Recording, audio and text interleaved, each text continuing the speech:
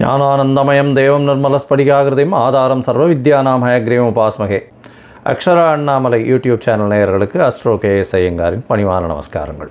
விஸ்வாவசு வருஷம் கார்த்திகை மாதம் மாத பலன் 17-11-2025 15-12-2025 வரலும் உண்டான காலகட்டத்தை விஸ்வாவசு வருஷம் கார்த்திகை மாதம்னு சொல்கிறோம். பொதுவாகவே மாத கிரகங்கள்னு சொல்லக்கூடியது சூரியன், செவ்வாய், புதன் மற்றும் சுக்கிரனுடைய மாற்றங்களை வச்சு சொல்லுவோம். இந்த மாதம் பார்த்தாலேனால் பெரிய விசேஷம் என்ன அப்படின்னா, கிட்டத்தட்ட வருஷ கிரகங்கள்னு சொல்லக்கூடிய சனியும் குருவும் கூட மாற்றங்கள் இருக்குது. என்ன மாற்றம் இருக்குது அப்படின்னா, சனி பகவான் வக்கர நிவர்த்தியாளர் 17-11-2025 வாக்கிய பஞ்சாங்கம் பிரகாரம் சனி வக்கர நிவர்த்தியாளர். அதனால் அதற்குண்டான தனியாக பலன்கள் போட்டிருக்கேன் பாருங்கள். குரு பகவான் 18ஆம் தேதி, அதாவது கார்த்திகை 2ஆம் தேதி அன்றைக்கே அவர் வக்கரகதிக்கு போகிறார். என்ன, புனர்பூசம் 4ஆம் பாதத்தில் அவர் வக்கரமாறார். கடக ராசியிலேயே உச்சம் பெற்ற குரு பகவான் வக்கரமடைகிறார். இவ்வளோ நாள் அதிச்சாரத்தில் இருந்து இப்போ வக்கரத்துக்கு போகிறார். 18ஆம் தேதியிலிருந்து 18-11-2025 சரி, இந்த மாதம் கிரகங்கள் என்னென்ன இடத்துல இருக்குது அப்படின்னு பார்க்கும்பொழுது, குரு ராசிக்கு 4ஆம் இடத்துல, அதாவது காலபுருஷ தத்துவத்தின் 4வது ராசியான கர்க்கடகத்தில் இருக்கார். கேது சிம்மத்திலையும், அதற்கு பிறகு துலாத்தில் பார்த்தாலேயானால் புதன், சுக்கிரன், செவ்வாய், இந்த கிரகங்கள் புதனும் சுக்கிரனும் இந்த 2 கிரகங்களும் இருக்குது. சூரியனும் செவ்வாயும் விருச்சிகத்தில் இருக்குது. ராகுவும் சனியும், வக்கர நிவர்த்தியான சனியும் கும்பத்தில் இருக்குது. இது கிரகச்சாரத்தினுடைய நிலைமை. இந்த மாதத்தில் வரக்கூடிய மாற்றங்கள் என்ன அப்படின்னா, சுக்கிரன் ஒரு 10 நாளில், அதாவது கிட்டத்தட்ட 27-11-2025 அன்றைக்கி சுக்கிரன் துலாத்திலிருந்து விருச்சிகத்துக்கு போகிறார். அதுக்கப்புறம் பார்த்தாலேயானால், அதாவது 6-12-2025 அன்றைக்கி செவ்வாய் விருச்சிகத்திலிருந்து தனுசுக்கும், புதன் துலாத்திலிருந்து விருச்சிகத்துக்கும் வரா. இதுதான் இந்த மாதத்தினுடைய மாற்றங்கள். சரி, இந்த மாதத்தில் பார்த்தாலேயானால் என்னென்ன விஷயங்கள் வருது அப்படின்னு பார்க்கும்போது, அதாவது விசேஷங்கள் வருது அப்படின்னு பார்க்கும்பொழுது, முடவன் முழுக்கு அப்படின்னு சொல்லுவாள். ஏன்னா ஐப்பசி மாதம்ன்றது துலா மாதம் ஸ்நானம் பண்ணுறதுக்கு ஒரு முடவன் காவேரி கரையை நோக்கி வரும்பொழுது ஐப்பசி மாதம் முடிஞ்சிருத்தும். அதனால் அடுத்த நாள் கார்த்திகை 1ஆம் தேதி அன்றைக்கி அவன் காவேரியில் குளிக்கிறதாகவும் அவனுக்கு பெருமாள் இது பண்ணார் அப்படின்றது முடவன் முழுக்கு அப்படின்றது கார்த்திகை 1ஆம் தேதி அன்றைக்கி ரொம்ப விசேஷமான காலம். அன்றைக்கி காவேரியில் குளித்தாலும் துலா ஸ்நானத்துக்கு உண்டான எல்லா விதமான விஷயங்களும், எல்லா விதமான பலன்களும் கிடைக்கும். சரி, அதற்கு பிறகு பார்த்தாலேயானால் கார்த்திகை அமாவாசை, அது என்றைக்கு அப்படின்னு பார்த்தோம்னா 20-11-2025 கார்த்திகை அமாவாசை. 24-11-2025 அன்றைக்கி வாஸ்து கண் விழிக்கும் நாள். மிகவும் ஏற்றமான காலம். புதுசாக வீடு மன பூஜை போடுறது, அடிக்கால் இது பண்ணுறது. அதாவது 24-11-2025 அன்றைக்கி காலை 10:14 11:44 வரலும் 1.5 மணி நேரம். இந்த காலகட்டத்தில் அதாவது வாஸ்து புருஷன் கண் விழிக்கிறார், காலை கடன்களை முடிக்கிறார், ஸ்நானம் செய்கிறார், பூஜை புனஸ்காரங்கள் செய்கிறார். அதற்கு பிறகு அவர் போஜனம் செய்கிறார், தாம்பூலம் தருகிறார். இந்த மாதிரியான 5 வகையாக இந்த 1.5 மணி நேரம் 90 நிமிஷத்தை பிரித்து 18 நிமிஷமாக பிரிக்கிறோம். அதில் போஜனம் செய்யும் நேரமும் தாம்பூலம் தரிக்கும் நேரம் ரொம்பவும் ஏற்றமான நேரம். கடைசி 36 நிமிஷம், அதாவது 11:44ன்னா 11:08 11:34 வரலும் உண்டான காலகட்டத்தில் அடிக்கோல் நடுறது, அது தவிர வீட்டு வாச கால் வைக்கிறது, இந்த மாதிரியான விஷயங்கள் பண்ணுறதும், பெரிய பெரிய ப்ராஜெக்ட்ஸ் ஆரம்பிக்கிறதும் கண்டிப்பாக நிச்சயமான வெற்றியையும் ஏற்றத்தையும், தடங்கள் இல்லாமல், தங்கு தடை இல்லாமல், பைசாக்கு பிரச்சனை இல்லாமல் எல்லா விதமான ஏற்றத்துடனும் கண்டிப்பாக நடந்தேறும். ஏன்னா இந்த காலகட்டத்தில் தோஷம் எதுவும் பார்க்க தேவையில்லை. அதாவது ராகு காலம், யமகண்டம், அப்புறம் சூலம் இருக்குது, அதுக்கப்புறம் நட்சத்திரம் இது ஆற்றுல இருக்க கிரகதாரிணிக்கு சந்திராஷ்டமம், இந்த மாதிரியான விஷயங்கள் எதுவுமே பார்க்க வேண்டாம். ஏன்னா வாஸ்து புருஷன் கண்முழிக்கும் நாள் அன்றைக்கி இதெல்லாம் எதுவுமே கிடையாது. சரி, அதற்கு பிறகு பார்த்தாலேயானால், அதாவது 6-2-12 அன்றைக்கி பார்த்தாலேயானால் உங்களுக்கு பிரதோஷ காலம். இந்த வாட்டி கார்த்திகை மாதத்தில் வரக்கூடிய பிரதோஷம். அதுக்கப்புறம் 3-12-2025 அன்றைக்கி பரணி தீபம். அதற்கு பிறகு 4-12 அன்றைக்கி கார்த்திகை தீபம். அதை வைகானசம், அதை தவிர பாஞ்சராத்திரம்னு சொல்லக்கூடிய அவர்கள் வழி வந்த கோவில்கள் எல்லாவற்றிலுமே வந்து அந்த காலகட்டத்தில் நடக்கிறது. வைஷ்ணவாளுக்கும் அன்றைக்கே கார்த்திகை தீபமாக இருக்கும். அதை தவிர பார்த்தாலேனால் இந்த மாதத்தில் கைசிகை ஏகாதசி வருது. 1/12/2025 அன்றைக்கி இது ரொம்பவும் விசேஷம். இந்த கைசிகை ஏகாதசியில் அதாவது ஒரு பாணர் குலத்தில் வந்து அவர் பாட்டு பாடுறவர். அவர் வந்து அந்த ஏகாதசி அன்றைக்கி பெருமாளை புகழ்ந்து பாடிண்டே வரும்போது பிரம்மராட்சசன் நடுவில் பார்க்குறார். அதுக்கப்புறம் திருப்பி வந்து அவருடைய வயிற்று பசியையும் போக்குறார் அப்படின்றது கதை. இதில் வந்து இந்த ஏகாதசிக்கு விரதம் இருப்பார்களே ஆனால் அவர்கள் எல்லா ஏகாதசிக்கும் விரதம் இருந்த பலன்களை பெறுவார்கள் அப்படின்றதும் சொல்லப்படுகிறது. அந்த பாணர் குலத்தில் இருக்கவர் வந்து அந்த பாட்டு பாடுறவர் அவர். அதனால் வந்து இன்றைக்கும் ஸ்ரீரங்கத்தில் வந்து இந்த கைசிகை ஏகாதசி பாட்டு பாடுறது அதெல்லாம் வந்து நடக்கும். இது ஒரு ரொம்ப விசேஷமான காலம். வைகுண்ட ஏகாதசிக்கு முந்தின ஏகாதசி இது. அதனால் கைசிகை ஏகாதசி ரொம்பவுமே விசேஷம்.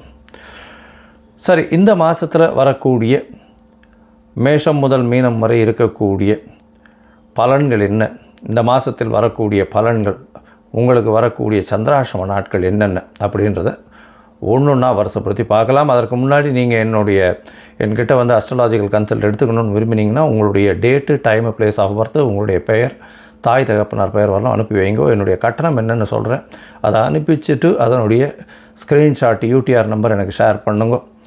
உங்களுடைய ஜாதகத்தை போட்டுட்டு அதுக்கப்புறம் வந்து உங்களுடைய ஜாதகத்தில் சந்தி இருக்கான்றது எல்லாத்தையும் பார்த்துட்டு அதற்கு பிறகு உங்களோட டிஸ்கஸ் பண்ணுறதுக்கு டைம் கொடுக்குறேன்.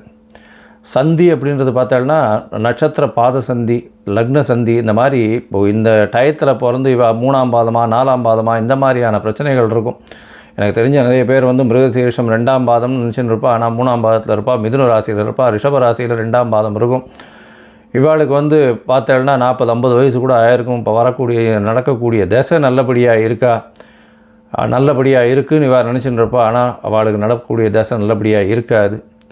இது வந்து பார்த்தோன்னா கிருத்திகை 1ஆம் பாதம் 2ஆம் பாதத்தினுடைய இதுவும் மாறும். அது மாதிரி ரிஷபத்துக்கும் மேஷத்துக்கும் ஒரு ராசிக்கும் ஒரு பாதத்துக்கும் மாறக்கூடிய விஷயம். அதனால் பாதத்தை பொறுத்து தான் வந்து உங்களுடைய லக்னபாவம், உங்களுடைய சந்திரன் நிற்கக்கூடிய இடம், அதை தவிர உங்களுக்கு நடக்கக்கூடிய தசாபுக்தி, அந்தரம், சூக்ஷ்மம் இதெல்லாம் வந்து நடக்கக்கூடிய பலன்களை கொடுக்கும். கோச்சார பலன்கள் ஒரு 25% உங்களுடைய வாழ்வில் நடந்தாலும் 75% உங்களுடைய தசாபுக்தி, அந்தரம், சூக்ஷ்மம் மட்டும்தான் நடக்கும். சரி, இப்போது ஒரு ராசியாக மேஷம் முதல் மீனம் வரை இந்த விஸ்வாவசு வருஷம் கார்த்திகை மாதம் எப்படி இருக்குது அப்படின்றத பார்க்கலாம். விருச்சிகம், விசாகம், அனுஷம், கேட்டை இந்த 3 நட்சத்திரம் 9 பாதங்களை கொண்ட ராசி. ராசியின் அதிபதி அப்படின்னு சொல்லக்கூடியவர் செவ்வாய். ராசியிலேயே இருக்கார், பெரிய விசேஷம். குருவின் பார்வையில் இருக்கார், இன்னும் விசேஷம். இந்த மாதம் அதாவது விஸ்வாவசு வருஷம் கார்த்திகை மாதம் 17/11/2025 15/12/2025 வரலும் உண்டான காலகட்டம். பொதுவாகவே மாத கிரகங்களான சூரியன், செவ்வாய், புதன் மற்றும் சுக்கிரனுடைய மாற்றங்களை வச்சு பேசுவோம். அதாவது பலன்கள் அப்படின்னு பார்க்கும்பொழுது இந்த மாதத்தில் வந்து வருட கிரகங்கள்னு சொல்லக்கூடிய குருவும் சனியும் மாற்றங்களை ஏற்படுத்துறது. என்னென்னா சனி வக்கர நிவர்த்தி அடைகிறார். என்ன சார் இது வக்கர நிவர்த்தி அடைகிறார்னு சொல்கிறீங்களே அப்படின்னா, 4ஆம் இடத்தில் சனி பகவான் வக்கர நிவர்த்தி. இன்னும் ஒரு 100-110 நாள் இருப்பார். அதாவது அவர் வந்து சனி வக்கர நிவர்த்தி வந்து 17/11 6/3 வரலும் இருக்குது. 4ஆம் இடத்துல சனி அர்த்தாஷ்டம சனி ஆரம்பிக்கும். அதாவது உங்களுடைய சுகங்கள் குறையும், தாயின் உடல்நிலையில் பின்னடைவு ஏற்படும். அதை தவிர வந்து உங்களுக்கு படிக்கக்கூடிய மாணவர்களுக்கு மறதி இருக்கும், இருந்தாலும் அலைச்சல் கொஞ்சம் அதிகமாக இருக்கக்கூடிய காலகட்டமாக அமையும். அதுக்கு ஈக்குவலைஸ் பண்ணுற அளவுக்கு பார்த்தாலேயானால் குருவும் வந்து 18ஆம் தேதி வக்கரமாகிடுறார். அதாவது 2-5 அதிபதி இந்த ராசிக்கு மிகப்பெரிய சுபர்னு சொல்லக்கூடியவர் அவர். குரு உங்களுடைய ராசியே பார்க்குறாரு. உடல் நலத்தில் நல்ல ஒரு ஏற்றம் இருக்கும். ஓடிப்போனவனுக்கு 9ல் குருன்றது ஜோதிட வாக்கியம். 9ஆம் இடத்தில் குரு இருக்கிறது. வெளிநாடு, வெளியூர், வெளிமாநிலம் சென்று படிக்கக்கூடிய வாய்ப்புகளை நிச்சயமாக கொடுப்பார். இந்த காலகட்டத்தில் பார்த்தோன்னா படிக்கக்கூடிய வாய்ப்பு, வெளிநாட்டில் போய் நீங்கள் படிக்கணும். உங்களுடைய சுகங்கள் கெடும். ஏன்னா 4ஆம் இடத்துல சனி பகவான் இருக்கிறதுனால சுகங்கள் கெடும்னு ஏற்கனவே சொல்லியிருக்கோம். அதனால் வெளிநாட்டில் போய் தனியாக இருந்து படிக்கிறது ஒரு சுகக்கேடு தானே. அதனால் நீங்களே எல்லா விஷயங்களையும் பண்ண வேண்டியிருக்கும். அதனால் வந்து வெளிநாடு போய் படிக்கக்கூடிய வாய்ப்புகள் நிச்சயமாக இருக்கும். ராசிநாதன் ராசியிலே இருக்கார். அதோட வேறு என்ன வேணும்? உங்களுடைய உடல்நிலையில் நல்ல ஒரு ஏற்றம் இருக்கும், தீர்க்கமான சிந்தனை இருக்கும், தொழிலில் பெரிய மாறுதல்கள் ஏற்றங்கள் இருக்கக்கூடிய வாய்ப்பு. ஏன்னா 10ஆம் அதிபதி ராசியிலேயே இருக்கார். தொழிலில் எடுத்த காரியங்கள் ஜெயிக்கக்கூடிய வாய்ப்புகள், தொழிலில் பார்த்திங்கன்னா வெற்றி உங்களுக்கு நிச்சயமாக உண்டு. அது தவிர பார்த்தாலேயானால் உங்களுடைய ராசிக்கு 12ஆம் இடத்துல சுக்கிரன், 12ஆம் இடத்துல சுக்கிரன் மறைவு கிடையாது. ஏன்னா அவருடைய காரகத்துவம் நல்லபடியாக பண்ணக்கூடிய இடம் 12ஆம் இடம். 11ஆம் அதிபதியும் 12ஆம் இடத்துல இருக்கார். என்ன சார் இப்படி இருக்கே, 11ஆம் அதிபதினா லாபஸ்தானம்லாம் வந்து விரயமாயிடுமான்னா சுப விரயங்கள் வரும். சுப விரயங்கள் என்ன வரும்? வீட்டில் கல்யாணம் வரும், காது குத்து வரும். அதை தவிர வந்து உங்களுக்கு கல்யாணத்துக்கு பார்த்துட்டு இருக்கிறவர்களுக்கு கல்யாணம் ஃபிக்ஸ் ஆகக்கூடிய வாய்ப்பு, உங்களுடைய சொந்த கோவிலுக்கு போயிட்டு வரக்கூடிய வாய்ப்பு, இதெல்லாம் வந்து சொந்த ஊர் கோவிலுக்கு போயிட்டு வரக்கூடிய வாய்ப்பு, குலதெய்வத்தை வழிபடக்கூடிய வாய்ப்பு. ஏன்னா குருவும் வந்து உங்களுடைய ராசியை பார்க்குறதுனால குலதெய்வத்தை போய் பார்த்துட்டு வரக்கூடிய வாய்ப்புகள் உண்டு. கல்யாணத்துக்கெல்லாம் போயிட்டு வரக்கூடிய வாய்ப்புகள் நிச்சயமாக உண்டு. கொஞ்சம் நல்ல தூக்கம் வரக்கூடிய வாய்ப்பு, சுகமான தூக்கம் வரக்கூடிய வாய்ப்புகள் இந்த காலகட்டத்தில் வரும். ஷார்ட் ட்ரிப் வெளியூர் வெளிமாநிலம் போயிட்டு வரக்கூடிய வாய்ப்புகள் உண்டு. அதை தவிர ஆன்மீக சுற்றுலா போகக்கூடிய வாய்ப்புகள் நிச்சயமாக உண்டு. மொத்தத்தில் பார்த்தடையானால் இந்த விருச்சிக ராசிக்காரர்களுக்கு ஏற்றமான காலம். என்ன ஏற்றமான காலம்? குருவின் பார்வை இருக்குது, உடல் நலத்தில் நல்ல ஒரு ஏற்றம், வெளிநாடு வெளியூர் வெளிமாநிலம் சென்று படிக்கக்கூடிய வாய்ப்புகள் உண்டு. படிப்பில் ரொம்ப ஜாக்கிரதையாக இருங்கோ, மறதி அதிகமாக வரக்கூடிய வாய்ப்புகள் உண்டு. தாயின் உடல்நிலையில் சற்று பின்னடைவு இருக்கும், தந்தையின் உடல்நிலையில் ஏற்றம் இருக்கும். புதிய வீடு மனை வாங்கக்கூடிய வாய்ப்பு உண்டு. 2 வீலர்லேருந்து 4 வீலர் வாங்கக்கூடிய வாய்ப்புகள் நிச்சயமாக அமைக்கும். பண வரவிற்கு பஞ்சம் இருக்காது. எடுத்த காரியங்கள் எல்லாமே நிறைவேறக்கூடிய வாய்ப்புகள் நிச்சயமாக இருக்கும். உங்களுடைய ராசியிலேயே சுக்கிரன் வர, அதில் வந்து உங்களுடைய சுப செலவுகள் வரக்கூடிய வாய்ப்புகள் நிச்சயமாக இருக்கும். பேச்சுக்களில் ரொம்ப ஜாக்கிரதையாக இருங்கோ. ஏன்னா செவ்வாய் ராசிநாதன் 2ஆம் இடத்துக்கு போனதுனால அது ஒரு சிறு படபடப்பாக பேசக்கூடிய வாய்ப்புகள் நிச்சயமாக இருக்கும். பணவரவிற்கு பஞ்சம் இருக்காது. மூத்த சகோதர சகோதரிகள் மூலியமாக ஆதாயம் வரக்கூடிய வாய்ப்புகள் நிச்சயமாக உண்டு. இந்த காலகட்டத்தில் பார்த்தீங்களேனால் நீங்கள் சந்திராஷ்டம காலம் வரும். அதாவது 8ஆம் இடத்துல சந்திர பகவான் மறைந்திருக்கக்கூடிய காலகட்டத்தை சந்திராஷ்டமம்னு சொல்கிறோம். இந்த சந்திராஷ்டம காலகட்டத்தில் நீங்கள் புதிய முயற்சிகள் வேண்டாம், வெளியூர் வெளிமாநில பிரயாணம் வேண்டாம்னு சொல்கிறோம். ஒரு வேளை நீங்கள் பண்ண வேண்டிய கட்டாயம் இருந்ததுன்னா சந்திரனுக்கு உண்டான எளிய பரிகாரம் அப்படின்னு சொல்லக்கூடியது, அருகில் இருக்கக்கூடிய நரசிம்மர் கோவிலுக்கு போங்க, பானகம் பிரசாதம் பண்ணிவிட்டு போங்க. அங்கே வந்து பானகம் வந்து பிரசாதத்துக்கு கொடுங்க. நிச்சயமாக நீங்கள் உங்களுக்கு வரக்கூடிய சந்திராஷ்டமத்தினால் வரக்கூடிய பிரச்சனைகள் நிச்சயமாக அகலும். நீங்கள் வந்து இந்த மாதத்தில் அருகில் இருக்கக்கூடிய சுப்பிரமணியர் கோவிலுக்கு போயிட்டு வாங்க. அதாவது முருகன் கோவில்னு சொல்லுவாள், சுப்பிரமணியர் கோவிலுக்கு போயிட்டு வாங்க. உங்களால் முடிஞ்சதே ஆனால் மஞ்சள் வஸ்திரம் வந்து தானம் கொடுங்க, சிகப்பு கலர் வஸ்திரம் ஒன்று தானம் கொடுங்க. இந்த காலகட்டத்தில் வந்து செம்பருத்தி பூ வாங்கிட்டு போவோம். செம்பருத்தி பூ வந்து ஒரு 10 20 வாங்கிட்டு போய் அங்கே கோவிலில் கொடுத்துட்டு வாங்க. உங்களுக்கு வரவேண்டிய எந்த ஒரு பிரச்சனையாக இருந்தாலும் நிச்சயமாக இந்த மாதத்தில் உங்களுக்கு வெற்றி நிச்சயமாக கிடைக்கும். லோகா சமஸ்தா சுகினோ பவந்து. நன்றி, நமஸ்காரம்.